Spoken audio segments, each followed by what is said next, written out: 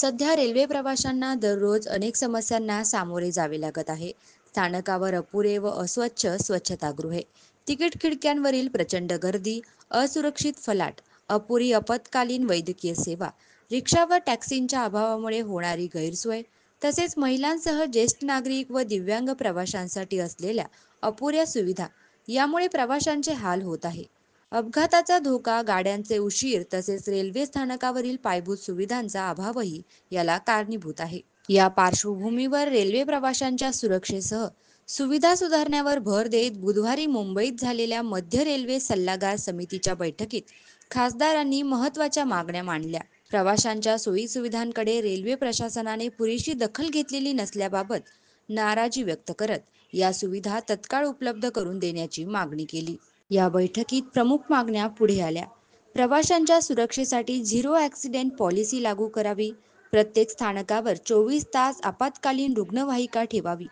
प्रमुख स्थानकांबाहेर कायमस्वरूपी रिक्षा व टॅक्सी स्टँड उभारावेत.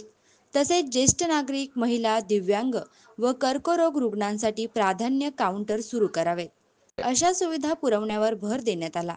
याशिवाय दादर स्थानकाचे नामकरण चैत्यभूमी करण्याचा प्रस्ताव संसदेच्या आगामी अधिवेशनात मांडण्याची मागणी झाली. सीएसएमटी येथे छत्रपती शिवाजी महाराजांचा पुतळा उभारण्याबाबत तातडीने धोरणात्मक निर्णय घेण्याचेही सुचवण्यात आले. खासदार वर्षा गायकवाड यांनी सांगितले की प्रवाशांच्या सुरक्षेसाठी व सोयीसाठी केलेल्या मागण्यांकडे रेल्वे प्रशासनाने अद्याप लक्ष दिले नाही. घेतलेल्या निर्णयांची माहिती दिली जात नाही आणि मागण्यांवर सौजन्याने उत्तर मिळत नाही, असेही त्यांनी स्पष्ट केले.